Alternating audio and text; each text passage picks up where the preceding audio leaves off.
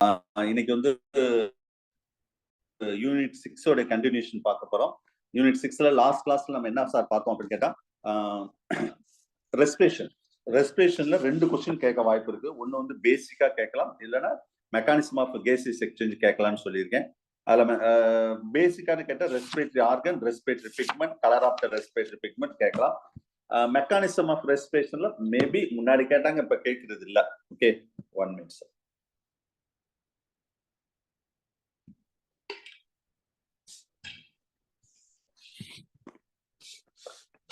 Right.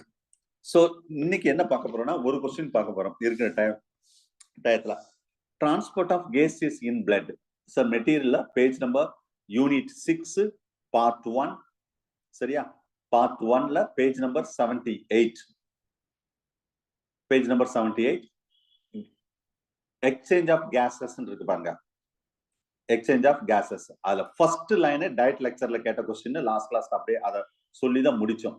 That is, exchange of gases occurs in the lungs and the body tissue, partially by diffusion and partially by the facilitated diffusion அப்படின்னு சொல்லக்கூடியது. சரி, right. இது last class நம்ம பார்த்தோம். இதுல மெயினா நம்ம பார்க்க போறது வந்து கேசஸ் எக்ஸ்சேஞ்சில் 2 இதான் நம்ம சிலபஸ், எக்ஸாக்ட் சிலபஸ் இதுதான். ஒன்னு ஆக்சிஜன் டிரான்ஸ்போர்ட், இன்னொன்னு கார்பன் டை ஆக்சைடு டிரான்ஸ்போர்ட். சரியா? சோ இதை நம்ம டீட்டெயிலா பார்ப்போம். மீட் பண்ணுங்க sir. Oxygen transport and gases. சரியா?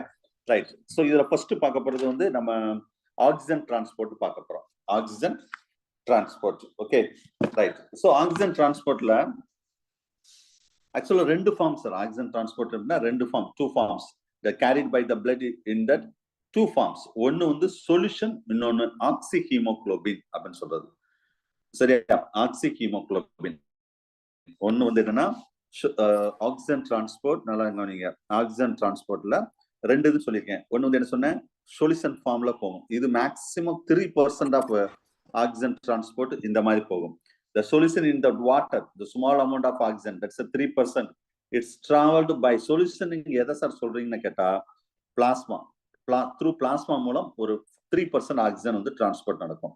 அப்ப remaining 97% of oxygen with the help of hemoglobin. எதன் மூலம்னா ஹீமோகுளோபின் மூலம் தான் இந்த டிரான்ஸ்போர்ட் நடக்கும். ஞாபகம் வச்சுக்கோங்க. சரியா? ரைட். சோ அப்ப haemoglobin you know very well, heme plus oxygen to form that oxyhaemoglobin. சரியா? சோ இது 97% இப்படிதான். நான் ஏற்கனவே வந்து ஒரு ஹீமோகுளோபின் ஸ்ட்ரக்சர் நான் லாஸ்ட் கிளாஸ் நடத்தும் போது சொல்லியிருக்கேன். சரியா? சார் உங்களை மீட் பண்ணுங்க. Globin and heme, 4 side heme இருக்கும். இதுதான் ஒரு ஹீமோகுளோபினுடைய ஸ்ட்ரக்சர். இதுல ஹீம்ல வந்து மெயினா வந்து என்ன டைப் ஆஃப் அயான் இருக்குன்னா ஃபெரஸ் 2+. இதே மாதிரி 4லயும் இருக்கும். ஞாபகம் வச்சுக்கோங்க. சரியா? அப்ப இந்த oxygen will be actually it's combined with oxygen will be combined with haemoglobin, that is called oxy haemoglobin. ஒரு ஆக்சி ஹீமோகுளோபின் பாக்குறதுக்கு எப்படி சார் இருக்கும்னு கேட்டா பிரைட் ரெட் இன் கலர். இது ஒரு காம்படிட்டிவ் எக்ஸாம்ல கேட்ட கொஸ்டின் சார். பாருங்க எப்படிலாம் கொஸ்டின் கேட்கறாங்கன்னு பாருங்களேன். பிரைட் ரெட் இன் கலர், அதாவது நம்ம என்ன தெரியும், பிளட் என்ன கலர், ரெட் கலர். அதையே எப்படி கேட்டிருக்காங்க பாருங்க. ஒரு ஆக்சி ஹீமோகுளோபின் என்ன கலரா இருக்கும்னு கேட்டிருக்காங்க.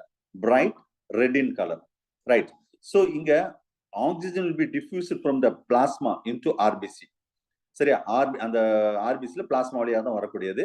Loosely joint with that ferrous ion, Fe2+ ion. அப்ப இங்க ஒரு ஆக்சிஜன் கம்பைன் ஆகும். இதே மாதிரி 4 ஹீம் இருக்கு பாத்தீங்களா, 4 ஹீம், அது 4லயும் ஒவ்வொரு ஆக்சிஜன் வந்து கம்பைன் ஆகும். இப்படிதான் ஆக்சிஜன் கம்பைன் ஆகி 4 ferrous ion each combine with 1 oxygen molecules. அப்ப டோட்டலா சரி சார், அப்ப ஒரு ஹீமோகுளோபின் 4 ஆக்சிஜன் மாலிகூல் தான் கொண்டு போகணுமோ? எதா இருக்கா? Maximum 1 to 4 oxygen molecules.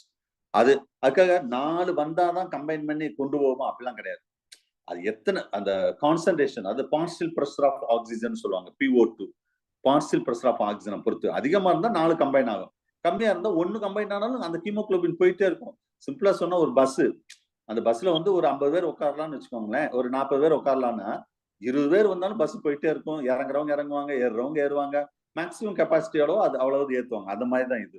So அப்ப ஹீமோகுளோபின் கம்பைன் வித் ஆக்சிஜன் எங்க நடக்கும்? இது லங்ஸ்ல நடக்கும். தட் இஸ் ஆக்சி ஹீமோகுளோபின் சொல்லுவாங்க. இதே இந்த டைரக்ஷன்ல எப்படி சார்னா டிஷ்யூல இந்த oxy haemoglobin it's release that oxygen to form that reduced haemoglobin. சரியா? அந்த மாதிரி நடக்கும். சரி, பேஜ் நம்பர் 80ல இருக்கும் பாத்துக்கோங்க. Material page number 80. Okay, right.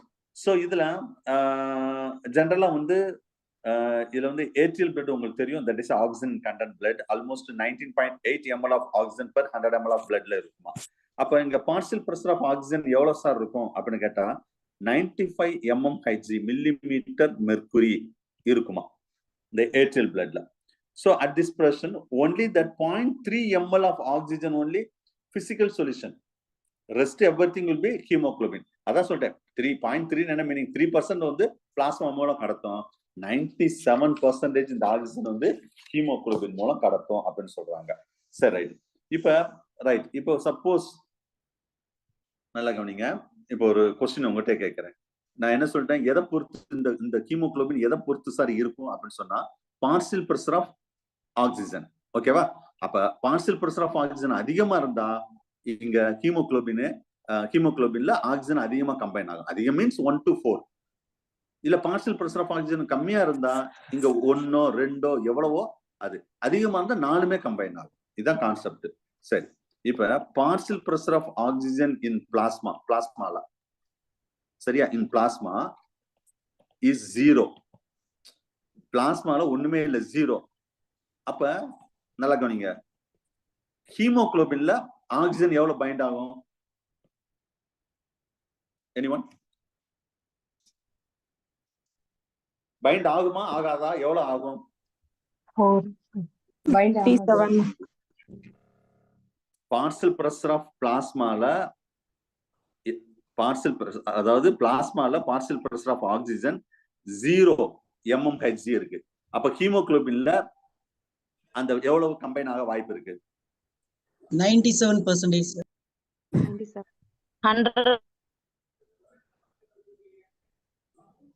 97 sir. இல்ல சார், கவனிங்க ஒரு நிமிஷம். இத பிளட் வெசல்ஸ் 100% சார். ஒரு நிமிஷம் மிஸ், ஒரு நிமிஷம். இத பிளட் வெசல்ஸ்ல ஹீமோகுளோபின் இருக்கு. ஓகேவா?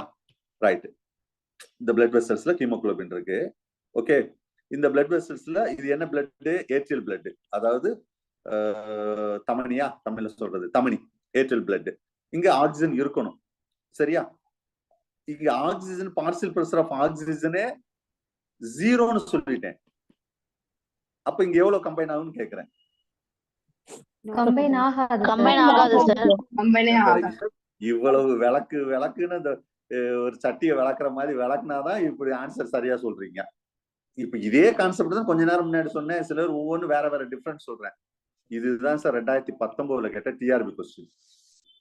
இது பேசிக். இது சிலது இது பிசியாலஜி பொறுத்தளவு கான்செப்ட் ஓரியன்டா வரும். கான்செப்டை புரிஞ்சுக்கணும். அதுக்குதான் இவ்வளவு நேரம் இங்க எக்ஸ்பிளைன் பண்ணேன். அதாவது பார்ஷியல் பிரஷர் ஆஃப் ஆக்சிஜன் வந்து 95 mmHg இருந்தா நல்ல 4 ஹீமோகுளோபின் 4மே ஆக்சிஜன் கம்பைன் ஆகும். இங்க நான் 0ன்னு சொல்லிட்டேன். ஆக்சிஜனே இல்ல, அப்புறம் எப்படி ஹீமோகுளோபின் ஆக்சிஜன் கம்பைன் ஆகும்? So partial pressure of oxygen in plasma is 0. No oxygen bound in hemoglobin. ஹீமோகுளோபின்ல ஆக்சிஜனே பைண்ட் ஆகாது. 2019ல கேட்ட டிஆர்பி கொஸ்டின் இந்த லைன் அப்படியே கேட்டாங்க. சரியா? அதுதான் இது பேசிக். இதுல வந்து பேசிக். நீங்க அதுக்கடுத்து நம்ம வந்து அடுத்து நான் சொல்லுவேன், ஆலியோலஸ்ல இருந்து இங்க கம்மியா இருக்கும்போது நான் ஒரு கான்செப்டுக்காக சொல்றேன். சரியா? ரைட். சோ ஆக்சிஜன் டிரான்ஸ்போர்ட், இது என்ன சொல்ல வர்றேன்னா, oxygen transport is a depends upon the partial pressure of oxygen and partial pressure of carbon dioxide. இத பொறுத்து தான் இருக்கும்னு சொல்றாங்க. சரியா? ரைட். சோ இதுல சொல்லுங்க மிஸ். சார், அந்த சிச்சுவேஷன் அந்த ப்ராசஸ் வந்து இன்ஸ்பிரேஷனுக்கு எக்ஸ்பிரேஷனுக்கு இடையில உள்ள கேப் தானே சார் அந்த பிரஷர் 0 ஆகுறது? சொல்லலாம். பட் அந்த அளவுக்கு நம்ம சொல்ல முடியாது. 0ல எங்க இல்லாம இருக்காது. ஓபனா சொன்னா இருக்காது. சும்மா நம்ம வந்து ஒரு கான்செப்டுக்காக இந்த கொஸ்டின் அவங்க ஸ்டேட்மெண்ட் ஃபார்ம்ல தான் கேட்டிருந்தாங்க. சரியா? ரைட். நான் திரும்ப எக்ஸ்பிளைன் பண்றேன் பாருங்க. ஃபுல்லா எக்ஸ்பிளைன் பண்றேன். Okay miss. இப்ப கவனிங்க, இந்த ரெண்ட பொறுத்து தான் இருக்கும். இந்த ரெண்டை பொறுத்து தான். அதாவது PO2 PeCO2 பொறுத்து. அந்த tissue capillary, the blood is loosed about that 7 ml of oxygen per 100 ml.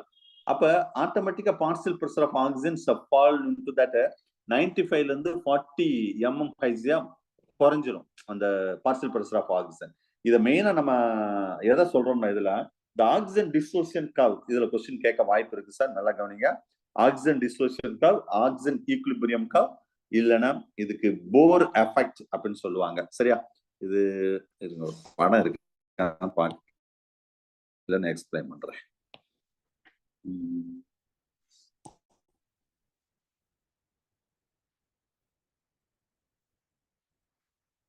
Yeah, it's a partial pressure of oxygen.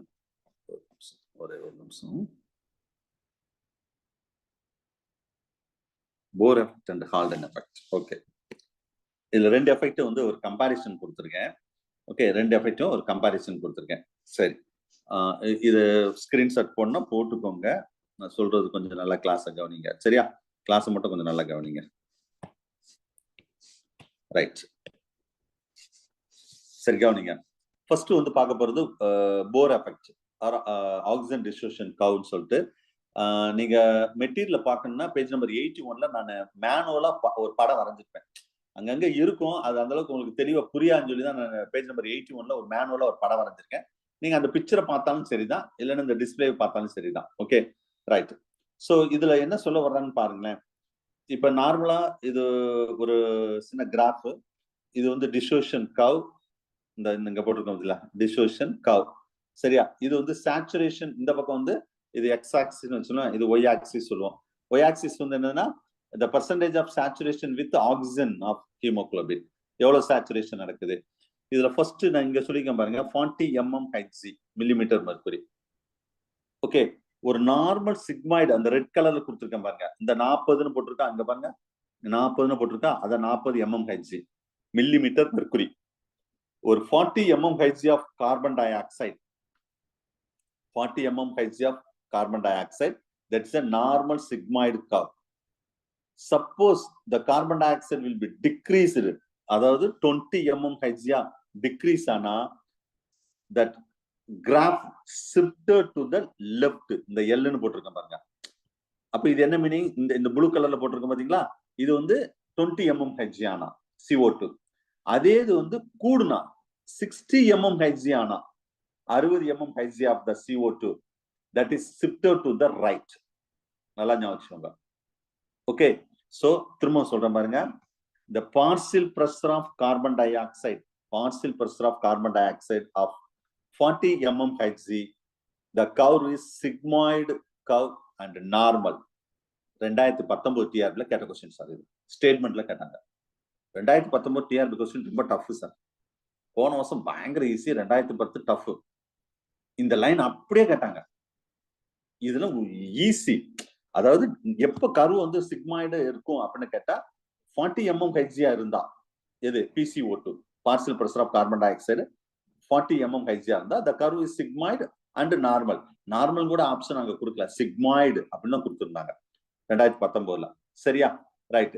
அதே இது சொன்னதே திரும்ப சொல்றேன். To increase the concentration of CO2 curve, shift to the right side. Decrease the concentration of CO2, shift to the left side. சரியா? குறைஞ்சா left side shift ஆகும் sir, சிம்பிளா ஞாபகம் வச்சுக்கோங்க. கூடுனா ரைட் சைடு ஷிஃப்ட் ஆகும். இது கூட ஒரு கொஸ்டினா வரலாம், ஞாபகம் வச்சுக்கோங்க. சரி சார், இதுல எதை போர் எஃபெக்ட்னு சொல்ல வர்றீங்க? the shifter to the curve towards to the right side, இங்க மென்ஷன் பண்ணிருக்கேன் பாத்தீங்களா, the right side at more concentration CO2, it's represented by Bohr effect. இதுவும் கேட்கலாம் கொஸ்டின். சரியா? சோ shifted, இது மெயினா இதுதான் ரீசன். Bohr effectனா இவ்வளவுதான் கான்செப்ட். நான் 81லயும் சிம்பிளா டயகிராம் போட்டிருக்கேன், அதை நீங்க பாத்துக்கோங்க. சோ அப்ப பேசிக்கா என்ன விஷயம் பார்த்தா, the Bohr effect na the CO2 react with water to form that carbonic acid, that it's a lower the pH and active tissue and induce the any hemoglobin to give up that more, it's that oxygen. அது ஒரு concept. அந்த Bohr effect னு ஒரு definition கொடுத்திருக்கேன் பாருங்க, page number 81ல. அது அப்படியே boycott பண்ணிரு. சரியா? சோ இது ஒரு டெஃபினிஷன் ஆஃப் Bohr effect. சரி சார், அப்ப இப்போ ஹீமோகுளோபின்ல ரைட் ஆக்சிஜன் ரைட்டு. இதே மயோகுளோபின் ஒண்ணு கேள்விப்பட்டிருப்பீங்க. மயோகுளோபின்னா மசில்ஸ்ல ஆக்சிஜன் இருக்கா. Myoglobin cannot exhibit the sigmoid equilibrium curve. இதுவும் பிஜில கேட்ட கொஸ்டின் தான், 2019 கேட்ட கொஸ்டின். அதாவது நல்ல கவனிங்க, ஹீமோகுளோபின்ல பிளட்ல வந்து இந்த 40 mm Hg இருக்கு பாத்தீங்களா, இது சிக்மாய்டு கர்வா இருக்குமா. இதே இது மயோகுளோபின்ல இந்த கர்வு இருக்காதான். லேசா நோட் பண்ணிக்க, இல்ல எங்கேயாவது இருக்கும் ரன்னிங் மேட்டர்ல. நான் சொல்றது வேணா எழுதிக்கோங்க. Myoglobin cannot exhibit sigmoid equilibrium curve. ஹீமோகுளோபின்ல இருக்கிற மாதிரி மயோகுளோபின்ல இருக்காது அப்படின்னு சொல்றாங்க. நார்மல் கர்வ் ஹீமோகுளோபின்ல சிக்மாய்டா இருக்கும், மயோகுளோபின்ல அப்படி இருக்காது. சரியா? இதை மட்டும் மைண்ட்ல வச்சுக்கோங்க. இவ்வளவுதான் சார் விஷயம். இதுக்கு பேர் தான் போர் எஃபெக்ட் அப்படின்னு சொல்றோம். இதுக்கு பேர் தான் என்னது? போர் எஃபெக்ட். இந்த இந்த இந்த இது ரொம்ப டீப் சார். நீங்க இது ஒரு ஸ்கிரீன்ஷாட் போட்டுக்கோங்க. அதாவது நான் இதுல இந்த பாருங்க, ரைட் ஷிஃப்ட் ஆனா என்னென்னலாம் நடக்கும் அப்படின்னு கொடுத்துருக்கு பாருங்க. லெஃப்ட் ஷிஃப்ட் ஆனா என்னென்னலாம் நடக்கும். இதுல ரைட் ஷிஃப்ட் ஆகிறதா நம்ம என்ன சொல்றோம்? போர் எஃபெக்ட். சரியா? ரொம்ப சிஎஸ்ஆர் லெவல்ல எப்படி கொஸ்டின் கேட்பாங்க. நான் பிஜில அந்த அளவுக்கு கேட்டது இல்ல, ஆனா நான் கேட்பேன். இப்பயே சொல்லிட்டேன். நீங்க பாருங்க கொஸ்டின் எப்படி இருக்குன்னு பாருங்க. தொட முடியாது, அந்த அளவுக்கு இருக்கும். நல்லா அண்டர்ஸ்டாண்ட் பண்ண முடியும். ப்ரிப்பேர் பண்ணி கான்செப்ட் அண்டர்ஸ்டாண்ட் பண்ணலன்னா கொஸ்டின் அந்த அளவுக்கு நான் கேட்டிருப்பேன். போர் எஃபெக்ட் இங்க பாருங்க, இதுல ஒவ்வொன்றும் சொல்லிருப்பாங்க. காசஸ், அப்ப low pH, increase the CO2, high temperature. தெரியுதா? இல்ல என்லார்ஜ் பண்ணணுமா? இந்த பாருங்க, இப்ப கொஞ்சம் என்லார்ஜ் பண்ணிருக்கேன் பாருங்க. அப்ப என்னென்னலாம் நடக்கும் அப்படின்னு சொல்லியிருக்கேன். சரியா? மெட்டீரியல் அங்கங்க இது விட்டு விட்டா இருக்கும். இந்த இது வந்து அது ஒரே இதுல காமிச்சிருக்கோம். இதே இது இந்த பக்கம் பாருங்க, ஷிஃப்ட் லெஃப்ட் சைட்ல என்னென்ன நடக்கும், அதுதான் இதை வந்து நான் ஒரு ஸ்கிரீன்ஷாட் போட்டுக்கோங்கன்னு சொல்றேன். ஓகே, சோ போர் எஃபெக்ட்னா இவ்வளவுதான் சார். ஆக்சிஜன் டிரான்ஸ்போர்ட்னு கொஸ்டின் கேட்டா போர் எஃபெக்ட் தான் கேட்பாங்க, வேற ஒண்ணுமே கேட்க மாட்டாங்க. ஞாபகம் வச்சுக்கோங்க. ஒரே ஒரு கொஸ்டின் தான் வரும். அது போர் எஃபெக்ட்ல கேட்பாங்க. இல்லைன்னு இன்னொன்னு சொல்றேன். அடுத்தது குளோரைட் ஷிஃப்ட், அதுல கேட்பாங்க. ரைட். சோ ரைட், இப்ப factor affecting the distribution curve of oxyhaemoglobin. என்னென்ன ஃபேக்டர்ஸ், அதான் அந்த இதுல நான் சொல்ற ஃபேக்டர்ஸ் தான். டெம்பரேச்சர், இந்த சொன்ன பாத்தீங்களா, டெம்பரேச்சர், இந்த இருக்கு பாருங்க temperature. So increase the temperature. Temperature increase na decrease the hemoglobin saturation. 25 degree Celsius la hemoglobin வந்து 88% of saturated இருக்குமா. அதே 37 degree ல only 56% தான் இருக்குமா. அவே temperature also to influence that. Electrolytes, low oxygen tension, oxyhemoglobin give up to that. Oxygens are more rapidly pressured that electrolytes. Effect of carbon dioxide, நல்லா ஞாபகம். இதுல ஒரு சின்ன டவுட் வரும் உங்களுக்கு.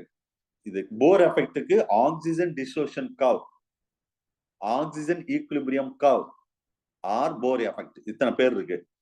அப்ப நீங்க ரொம்ப பேர் வந்து அது நான் என்ன சொன்னேன், 20, 40, 60 mm Hg CO2 not O2. Sir oxygen dissociation கர்வ்னு சொல்லிட்டு CO2 சொல்றீங்களா, அதை வச்சுதான் இங்க நம்ம இதை சொல்றோம். அப்ப எஃபெக்ட் ஆஃப் CO2 தான் போர் எஃபெக்ட், ஞாபகம் வச்சுக்கோங்க. இதுல கார்பாக்சி ஹீமோகுளோபின், அதாவது hemoglobin combined with CO னு உங்களுக்கு தெரியும், carbon monoxide, more rapidly than in oxygen. அதாவது நம்ம கார்பன் கவனிங்க, carbon di oxide and carbon monoxide, இது ரெண்டுல மோர் டாக்ஸிக் எதுன்னு கேட்டா கார்பன் மோனாக்சைடு தான். ஏன் சார் அப்படின்னு சொல்றோம்னு கேட்டா, இப்ப ஹீமோகுளோபின் நான் ஏற்கனவே சொன்னேன், ஹீமோகுளோபின்ல இந்த ஹீம்ல வந்து ஆக்சிஜன் வந்து அட்டாச் ஆகும்னு சொல்றோம் பாத்தீங்களா. இத இங்க ஹீம்ல அட்டாச் பண்றதை விட இந்த கார்பன் மோனாக்சைடுல 210 டைம்ஸ் ஃபாஸ்டா வந்து அட்டாச் ஆகுமா சார். அதான் கார்பாக்சி ஹீமோகுளோபின் சொல்லுவது. அதனாலதான் வந்து இந்த ஈஸியா சஃபகேட், அதாவது இந்த ஒரு ஃபயர் ஆக்சிடென்ட் நடக்குன்னு வச்சோன்னே ஈஸியா சஃபகேட் ஆகிறதுக்கு காரணம், ஃபயர்ல ஃபுல்லா அந்த புகையில சொல்றோம்ல, ஸ்மோக் என்ன இருக்கும், கார்பன் மோனாக்சைடு தான் இருக்கும், கார்பன் டை ஆக்சைடு விட. அப்ப ஈஸியா வந்து நம்ம சஃபகேட் ஆயிடுவோம், மூச்சு திணறல் ஏற்பட்டுரும், ஞாபகம் வச்சுக்கோங்க. சரியா? ரைட். அடுத்தது இந்த ஃபீட்டல் ரெஸ்பிரேஷன். இது ஃபீட்டல் ரெஸ்பிரேஷன் ஒண்ணு, the fetus also get supply the oxygen from that placenta, மதர்ல இருந்து blood. அப்ப PO2 which are quite low தான் இருக்கும். இந்த ஃபீட்டல் ஹீமோகுளோபின் கொஞ்சம் டிஃபரெண்ட். சும்மா லைட்டா பார்த்துக்கோங்க, ஃபீட்டல் ஹீமோகுளோபின் ரொம்ப டீடைலா ஒண்ணுங்கன்னா சும்மா லைட்டா ரீட் பண்ணிக்கோங்க போதும். சரியா? ரைட், போதும் சார். இதுக்கு மேல ஆக்சிஜன் டிரான்ஸ்போர்ட்ல ஒன்னும் பெருசா கேட்கப்படுறது கிடையாது. அடுத்தது carbon dioxide transport, very important. அதுல கொஸ்டின் இல்லைன்னா இதுலதான் கொஸ்டின் இருக்கும். Carbon dioxide transport. சரியா? ரைட். இதுல நல்ல கவனிங்க. அங்க என்ன ஃபார்ம் சொன்னேன்? ஆக்சிஜன் டிரான்ஸ்போர்ட் ரெண்டு ஃபார்ம் தான். ஒன்னு சொல்யூஷன், இன்னொன்னு ஹீமோகுளோபின். சொல்யூஷன் வந்து 3%, ஹீமோகுளோபின் 97%. முடிஞ்சா? ரைட். இங்க carbon dioxide transport page number 81 sir. Carbon dioxide டிரான்ஸ்போர்ட்ல carbon dioxide carried by that blood in 3 form. அங்க 2 ஃபார்ம் சொன்னோம், இங்க 3 ஃபார்ம். ஒன்னு வந்து physical solution, bicarbonate ion, carbamino haemoglobin. மொத்தம் 3 ஃபார்ம்ல நடக்கும் சார். பிசிக்கல் சொல்யூஷன் இங்க நான் ஒரு ப்ளூ கலர்ல ரெட் கலர்ல நோட் பண்ணிருக்கேன் பாருங்க. இதான் sir question. Physical solution only 7% carbon di oxide dissolved in plasma and carried the physical solution. பிளாஸ்மாவில் கரைக்கப்பட்டு அந்த ஒரு 7% கார்பன் டை ஆக்சைடு பிளாஸ்மா மூலம் எடுத்துட்டு போவோம். அங்க ஆக்சிஜன் எத்தனை % சொன்னேன்? only 3% சொன்னேன். இங்க 7%. அடுத்தது ரெண்டாவது பாயிண்ட் இங்க மென்ஷன் பண்ணிருக்கேன் பாருங்க. Carbamino haemoglobin bicarbonate ion. Bicarbonate அயான்ல தான் CO2 70% to enter into that RBC combined with the form of carbonic acid. இது என்னவா மாறும்னா கார்பானிக் ஆசிட். அப்படின்னா டீட்டெயிலா நான் சொல்றேன். கார்பானிக் ஆசிடா மாறும். சரியா? 70% டிஆர்பில கேட்டிருக்காங்க. ஏகப்பட்ட காம்படிட்டிவ் எக்ஸாம்ல கேட்ட கொஸ்டின் சார். அதாவது maximum amount of carbon dioxide எதன் மூலம் எடுத்துட்டு போகும்னு கேட்பாங்க. CO2 bicarbonate. நிறைய ஆப்ஷன் வரும். அந்த ஆப்ஷன் வச்சு கரெக்டான ஆன்சர் மென்ஷன் பண்ணணும். நான் சொல்றேன். Okay, the reaction will be catalyzed by that zinc contained that enzyme that is called carbonic anhydrase. That enzyme, you can say that carbonic. இங்க மென்ஷன் பண்ணிருக்கேன் பாருங்க. carbonic anhydrase. ஓகே, இங்க என்ன நடக்கும்னா கவனிங்க. இந்த பிக்சர்ல பாருங்க, இதுலயே பாருங்க. Carbon di oxide combined with water. இந்த வாட்டர்ல கம்பைன் ஆகுதா? with the help of carbonic anhydrase to form that இதனது H2CO3 என்னன்னா கார்பானிக் ஆசிட். நீங்க சம்டைம் ஆப்ஷன்ல வெறும் H2CO3 HCO3 அப்படின்னு கொடுத்துருவாங்க. நம்ம ஆளுங்க கார்பானிக் ஆசிட் அப்படின்னு சொன்னா கண்டுபிடிச்சிருவாங்க. H2CO3னா இது என்னதுன்னு யோசிச்சுட்டே இருப்பாங்க. சரியா? அப்ப இங்க வாட்டரோட கம்பைன் ஆகி இந்த என்சைம் மூலம் H2CO3 மாறுது. சரியா? Next H2CO3 it split into that hydrogen and HCO3. இது என்ன சார் HCO3னா? இதுதான் சார் பைகார்பனேட். இதுதான் பைகார்பனேட். அதான் நான் சொன்னேன் 70% வந்து பைகார்பனேட் மூலம் தான் போகும்னு சொன்னேன். சப்போஸ் பைகார்பனேட் ஆப்ஷன் இல்லைன்னா கார்பானிக் ஆசிட் ஆப்ஷன் இருக்கும். ஞாபகம் வச்சுக்கோங்க. சரியா? So that hydrogen will be picked up that protein and bicarbonate ions are joined in the base of sodium and potassium. இதுதான் to maintain the pH of the blood. Actually pH of the blood ஓட pH உங்களுக்கு தெரியும் 7.4. டிஆர்பில கேட்ட question sir. நிறைய எக்ஸாம்ல கேட்ட question. 7.4 மறந்துடாதீங்க blood-ஓட pH. அதுக்கு இது ரொம்ப ரொம்ப முக்கியம். Small amount of bicarbonate ions are transported to that RBC. Most of that diffuse into the plasma into that carried out that. So bicarbonate ions are ionic balance between the plasma and RBC. RBCயும் plasma இருந்தாக்கலாம். இது plasma, இது RBC. Red கலர்ல கொடுத்துருக்கு. இது ரெண்டையும் bicarbonate தான் match பண்ணுமா? எப்படி சார் மேட்ச் பண்ணும்? That is called chloride shift அப்படின்னு சொல்றது. Chloride ions are diffused from the plasma into RBC. இந்த மேல கொடுத்துருக்கேன் பாருங்க. இங்க பாருங்க. குளோரைட் ஷிஃப்ட்னா குளோரைடு பிளாஸ்மால இருந்து RBCக்குள்ள போகுதா? சரியா? அதே மாதிரி the movement of chloride ion, அதுதான் நம்ம குளோரைட் ஷிஃப்ட். பிளாஸ்மால இருந்து இந்த RBCக்குள்ள குளோரைட் ஷிஃப்ட் ஆகுது பாத்தீங்களா? இதுக்கு பேர் தான் குளோரைட் ஷிஃப்ட். இதுக்கு பேர் தான் குளோரைட் ஷிஃப்ட். இது இங்கோட ஒரு மாதிரி கசகசன் இருக்குது. நான் தனியா இப்போ உங்களுக்கு எக்ஸ்பிளைன் பண்ற பாருங்க போர்டுல வச்சு. ஓகே, இப்ப எப்படி நான் போர் எஃபெக்ட் எக்ஸ்பிளைன் பண்ணணும், அதே மாதிரி இப்ப நான் உங்களுக்கு என்ன எக்ஸ்பிளைன் பண்ண போறேன்னா குளோரைட் ஷிஃப்ட் எக்ஸ்பிளைன் பண்ண போறேன். சரியா? சோ குளோரைட் ஷிஃப்ட் இப்ப நான் இந்த ஒரு பிக்சர் போட்டிருக்கேன் பாத்தீங்களா? இது என்ன சார்னு கேட்டா இது ஒரு RBC. ஞாபகம் வச்சுக்கோங்க. இந்த பிக்சர் வந்து என்னன்னா ஒரு RBC. ஓகே, ஒரு ரெட் பிளட் கார்பஸ் செல்ஸ் ஒரு ரெட் கலர்ல நான் போட்டிருக்கேன். ரைட். இதுல நல்லா கவனிங்க. இந்த ரெட் கலர்ல உள்ள இந்த மெம்பரைன் இருக்கு பாத்தீங்களா? இந்த மெம்பரைனுக்கு பேர் என்ன மெம்பரைன்னா டொனான் மெம்பரைன்ஸ்.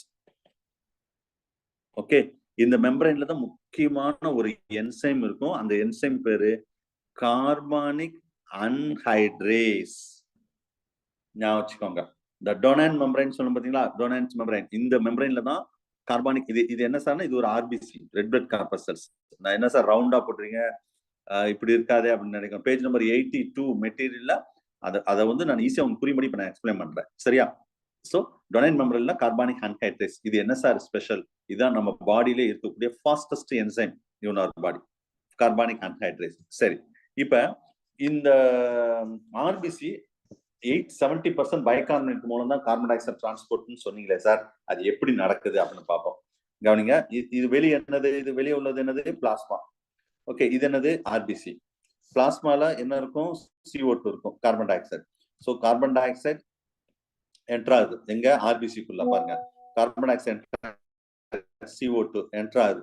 என்ட்ரான உடனே நான் கொஞ்ச நேரம் முன்னாடி என்ன சொன்னேன்? இது எதனுடைய கம்பைன் ஆகுது? கொஞ்ச நேரம் முன்னாடி சொன்னதான், வாட்டரோட கம்பைன் ஆகுது. வாட்டரோட கம்பைன் ஆகி என்னவா மாறுதுன்னா H2CO3 மாறுது. ஓகேவா?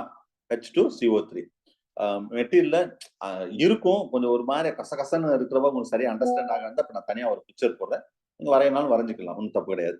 சரியா? HCO3 மாறு. H2CO3 இது என்ன சார்னு ரொம்ப பேருக்கு தெரியாது. இதுக்கு பேர் தான் கார்பானிக் ஆசிட். சரியா? கார்பானிக் ஃபுல்லா எழுத இடம் இல்லை, அவே சிம்பிளா எழுதுறேன்.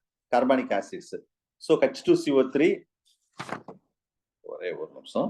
கார்பானிக் ஆசிட் H2CO3 அடுத்து என்ன ஆகும்னா சார், இப்ப நான் சொன்னல ரெண்டா ஸ்பிளிட் ஆகுது. ஒன்னு ஹைட்ரஜன் அயான், இன்னொன்னு HCO3 மாறுது.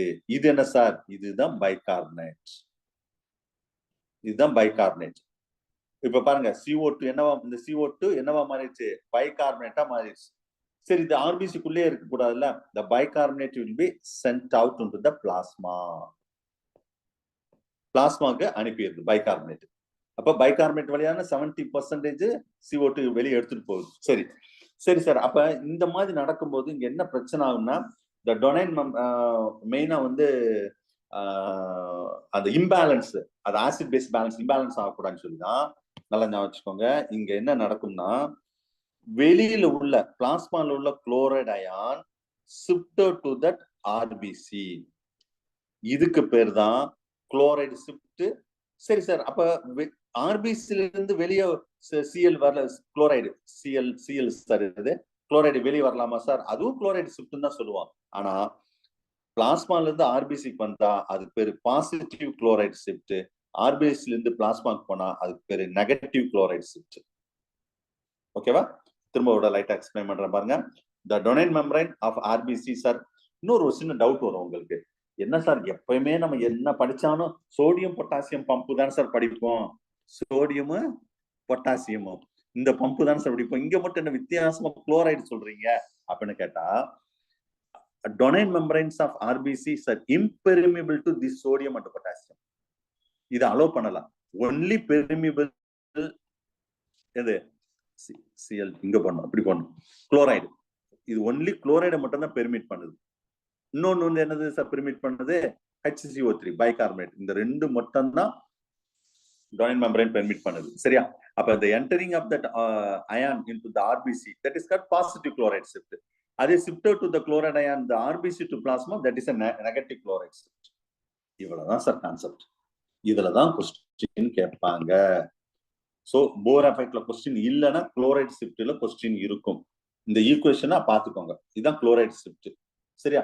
குளோரைட் ஷிஃப்ட்டுக்கு இன்னொரு பேரு ஹாம்பர்கன் phenomena.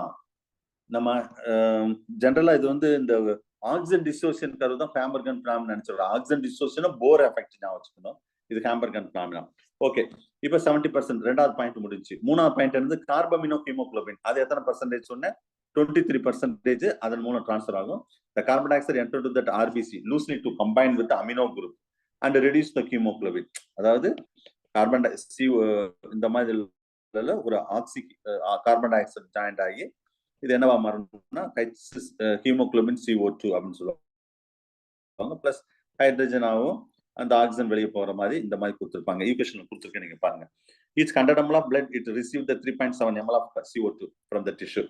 The entry of that CO2 to increase the partial pressure of, இப்படி சொன்னாலே என்ன மீனிங்னா partial pressure of carbon dioxide. தமிழ்ல சொல்லணும்னா கார்பன் டை ஆக்சைடு பகுதி அழுத்தம் அப்படின்னு சொல்லுவாங்க.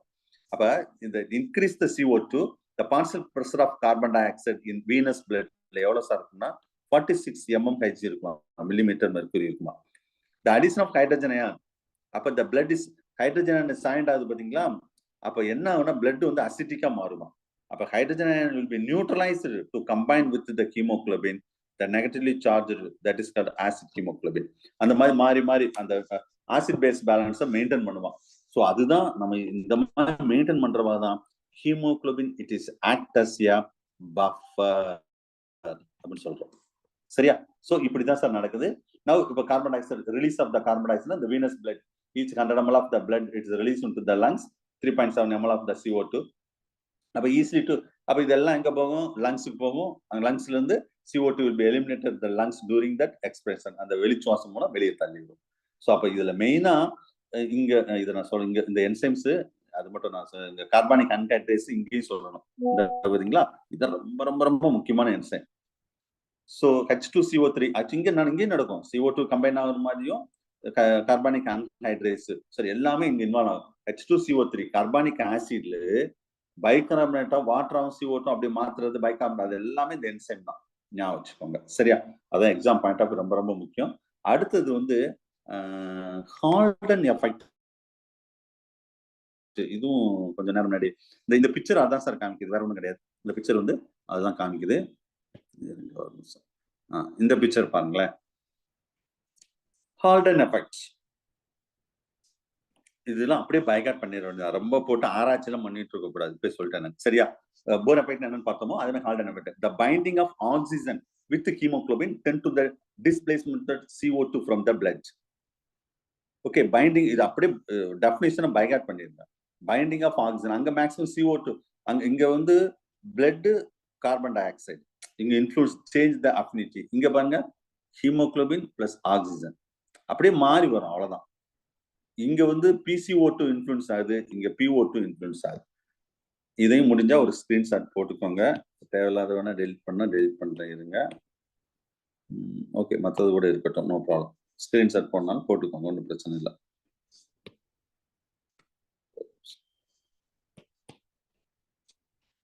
ஓகே, ஸோ அப்போ ரிசல்ட் என்ன? Haldane effect that combined with the combination of that oxygen with hemoglobin to cause become a stronger acid which turned that displace the CO2 from the blood. Haldane effect நல்லா கவனிங்க, திரும்ப சொல்றது நல்லா கவனிங்க. அதாவது Haldane effect அப்படின்னு சொன்னா important role for promoting the CO2 transport, then Bohr effect in promoting the oxygen transport. அதான் நான் சொன்னேன், ஆக்சிஜன் டிஸ்சோர்ஷன் கர்வ் தான் போர் எஃபெக்ட்னு சொன்னோம். ஹால்டன் எஃபெக்ட்னா அதுல CO2 டிரான்ஸ்போர்ட்டை பத்தி சொல்றது ஹால்டன் எஃபெக்ட், மறந்துடாதீங்க. So oxyhaemoglobins are stronger acid then in deoxyhaemoglobin. it donate that hydrogen ion which join that bicarbonate ion and will form the ஏற்கனவே சொன்னது கதை தான் sir, and to form that carbonic acid with help of carbonic acid with help of the carbonic anhydrase enzyme to split onto that oxygen CO2 and water molecules. Okay, அது தெரிஞ்சுக்கோங்க. இதுலயும் the fetal hemoglobin, the hemoglobin of the fetus has the higher affinity of that oxygen than in mother hemoglobins.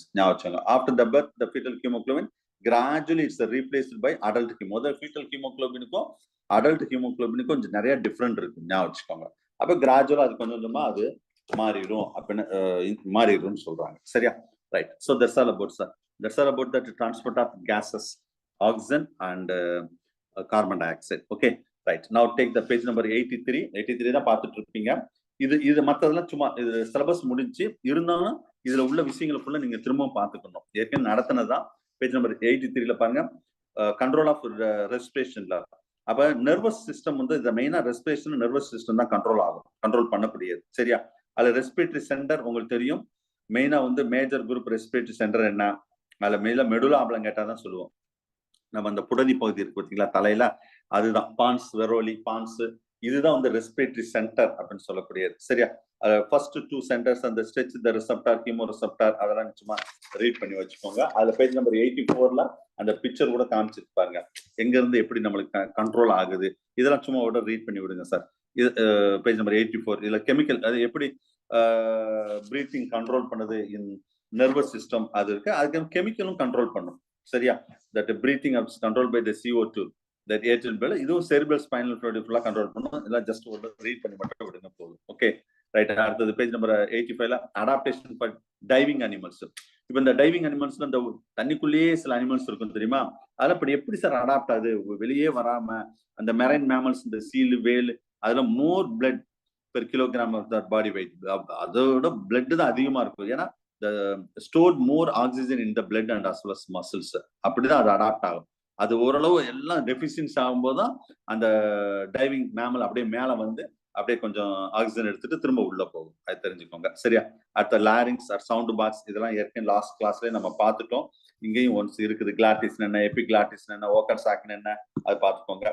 இது artificial respiration, இந்த மவுத் to மவுத், இந்த திடீர்னு சில பேர் ஏதாவது ஒரு எப்படி சொல்றது, மூச்சு திணறல் அந்த மாதிரி ஏற்பட்டு ஒரு கோமா ஸ்டேஜுக்கு போயிட்டா நம்ம இந்த அவங்களால எலக்ட்ரிக் ஷாக் கொடுப்போம். நிறைய சினிமாலாம் பார்த்துருப்பீங்க.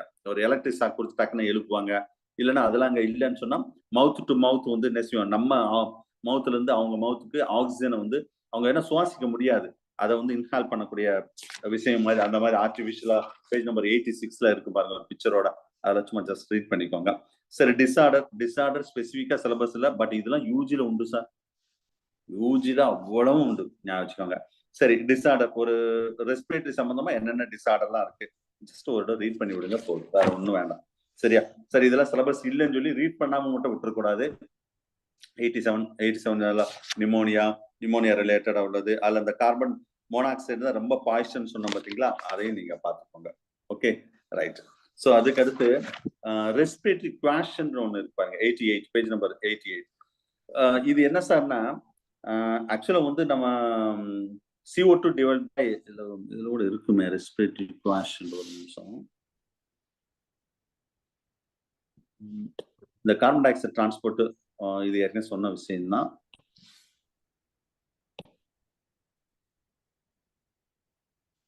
டிரான்ஸ்போர்ட் இது வந்து அந்த எந்த இடத்துல டிரான்ஸ்போர்ட் நடக்கும், இந்த கேப்லரி அந்த காமிக்கக்கூடிய ஒரு பிக்சர்.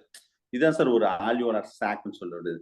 இதுலதான் இந்த பிளட் வெசல்ஸ் இந்த பாத்தீங்களா அப்படி கம்பைன் ஆகிற மாதிரி கொடுத்துருக்கோம். எக்ஸ்சேஞ்ச், கேசஸ் எக்ஸ்சேஞ்ச், டிஃப்யூஷன் மூலம் அங்கே எக்ஸ்சேஞ்ச் நடக்கும். ஓகே, இதெல்லாம் ஏற்கனவே பார்த்ததான், இதெல்லாம் ஏற்கனவே லாஸ்ட் கிளாஸ்ல பார்த்ததான். Yes, respiratory quotient in respiratory ratio.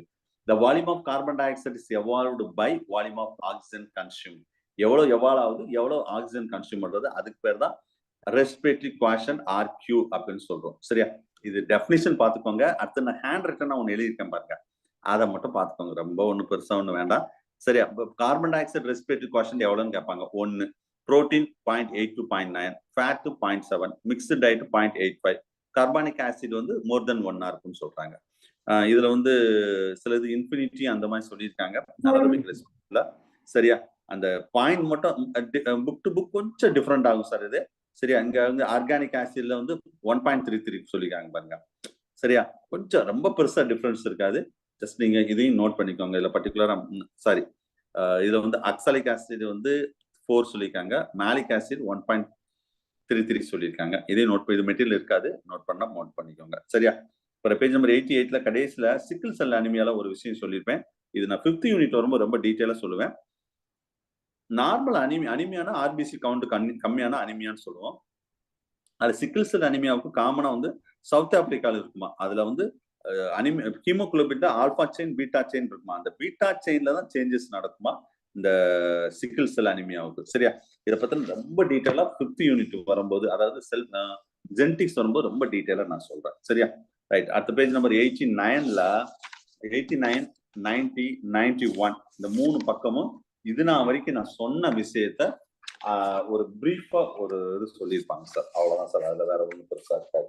ஒரு பிரீஃப் அக்கௌண்ட்ஸ் வந்து அதுல இருக்கும். ரெஜிஸ்ட்ரேஷன் பார்த்தோன்னா ஒரு பிரீஃப் ஒரு சம்மரி மாதிரி வச்சுக்கோங்களேன். ஸோ கடைசி டயத்துல இந்த சம்மரியை வந்து கொஞ்சம் ரீட் பண்ணி பார்த்துக்கோங்க. Okay, right. ஸோ இன்னைக்கு போதும், டைம் ஆல்மோஸ்ட் இன்னைக்கு டைமும் ஆயிடுச்சு. இன்னைக்கு ஒரு கொஸ்டின் நடத்திருக்கேன். ஓப்பனா சொன்னா இன்னைக்கு ஒரே ஒரு கொஸ்டின் தான் நடத்திருக்கேன். ரிமைனிங் போர்ஷன்ஸ் வந்து அடுத்த கிளாஸ்ல நம்ம வந்து இதோடைய கண்டினியூஷன் அடுத்து நம்ம என்ன பார்ப்போம்னு கேட்டா சர்க்குலேஷன். சரியா? சர்க்குலேஷன் 2 கொஸ்டின் வரும் சார். இதுவும் நல்ல கிளாஸ் நல்லா கவனிச்சாலே போதும். சர்க்குலேஷன் பொறுத்தளவு கிளாஸ் நல்லா கவனிச்சாலும், கிளாஸ் அவாய்ட் பண்ணாதீங்க. நீங்க படிக்கவே வேண்டாம். நீங்க பிசியாலஜில நான் நடத்துறதை மட்டும் கவனிச்சுட்டா போதும். ஒரு தடவை மெட்டீரியல் ரீட் பண்ணா போதும், எப்ப கேட்டாலும் நீங்க ஆன்சர் பண்ண முடியும். அந்த அளவுக்கு இருக்கும். சரியா? ஸோ அடுத்த சர்க்குலேஷன் அதே மாதிரி தான் ஈஸியா கொஸ்டின் எப்படிலாம் கேட்பாங்க, இது சிஎஸ்ஆரோ இல்லை பிஜியா இருக்கட்டும், யூஜியா இருக்கட்டும், இல்லைன்னா செலக்டா இருக்கட்டும், டயட்ல லெக்சரா இருக்கட்டும், ஈவன் இந்த நீட்டா இருக்கட்டும், எப்படிலாம் கேட்பாங்களோ அது எல்லாமே நடத்தும் போது சொல்லிடுவேன். ஈஸியா அண்டர்ஸ்டாண்ட் பண்ற மாதிரி சொல்லிடுவேன். ஸோ நீங்க அதை மட்டும் நீங்க வாட்ச் பண்ணாலே போதும், வேற ஒண்ணுமே நீங்க செய்ய வேண்டாம். ஸோ நெக்ஸ்ட் கிளாஸ்ல அதை பத்தின டீட்டெயிலா நம்ம பார்ப்போம். சரியா? எக்ஸிட் ஆக வேண்டாம். இன்னைக்கு இதோட கிளாஸ் போதும். தேங்க்யூ.